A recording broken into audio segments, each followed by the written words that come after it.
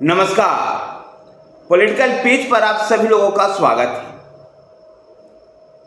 है। उमर कैबिनेट की पहली बैठक में राज्य का पूर्ण दर्जा की मांग की गई, लेकिन अनुच्छेद 370 पर चर्चा नहीं की।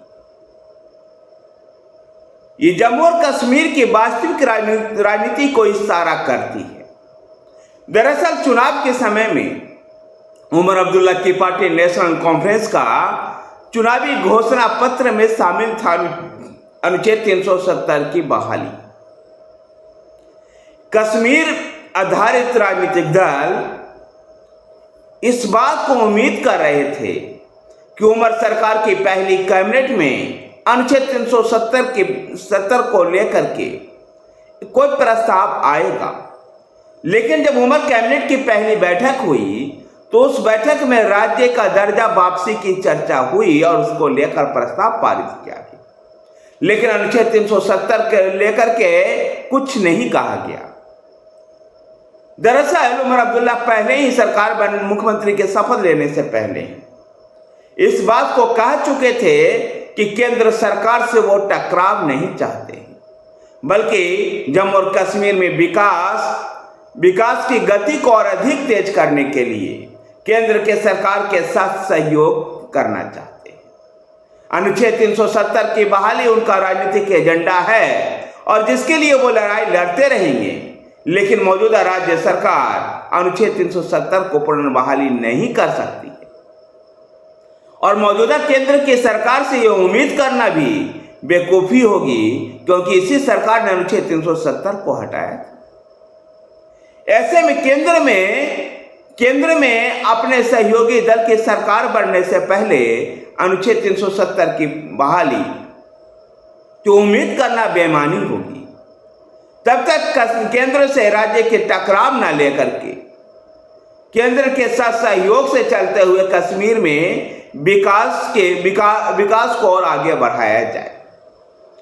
इसलिए अनुच्छेद 370 की पुनः बहाली का मुद्दा सामने नहीं आया, प्रस्ताव नहीं आया और राज्य के दर्जा वापसी को लेकर के कैबिनेट के प्रस्ताव पारित किया गया और इस प्रस्ताव को लेकर के राज्य के मुख्यमंत्री उमर अब्दुल्ला दिल्ली जाएंगे और दिल्ली में प्रधानमंत्री नरेंद्र मोदी से मुलाकात करेंगे।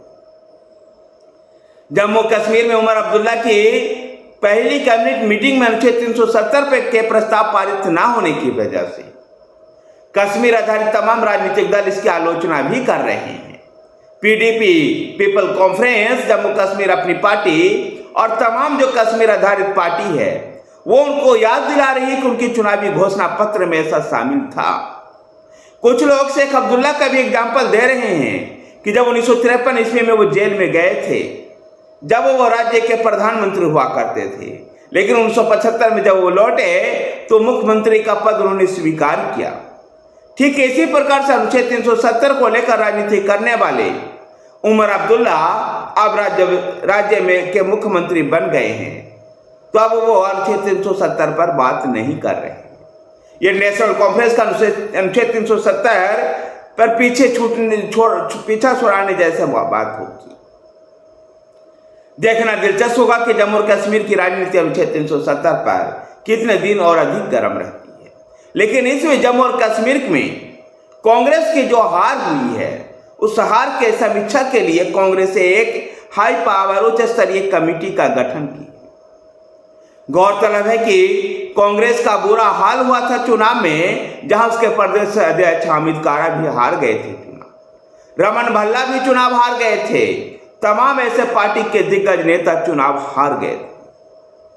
जम्मू में तो पार्टी का और भी बुरा हाल था कांग्रेस पार्टी का, जहां एकमात्र विधायक चुनाव जीत करके आ पाया और वो भी हिंदू नहीं था। ऐसे में हिंदू और पंजाबी समुदाय के बीच में कांग्रेस की पकड़ बेहद ही कमजोर हुई। पूरे जम्मू और कश्मीर में 6 ही सीट कांग्रेस पार्टी जीत पाई थी और हाल ऐसा रहा कि 6 सीट जीतने के बाद उमर अब्दुल्ला सरकार में उनको एक भी कैबिनेट बर्थ नहीं मिला, जबकि निर्दलीय जीतने वाले जो कांग्रेस के ही पूर्व सदस्य हुआ करते थे उनको मंत्रिमंडल में शामिल किया गया। इससे कांग्रेस पार्टी अपनी इस चुनावी हार के एक समीक्षा करने वाली है और हार के कारणों की पड़ताल करेगी।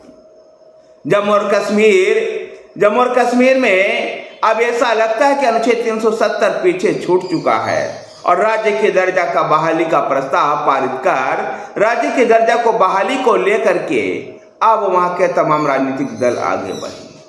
धन्यवाद साथियों, वीडियो को लाइक कीजिए, शेयर कीजिए, हमारे साथ बने रहने के लिए हमारे चैनल पॉलिटिकल पेज को सब्सक्राइब कीजिए। धन्यवाद।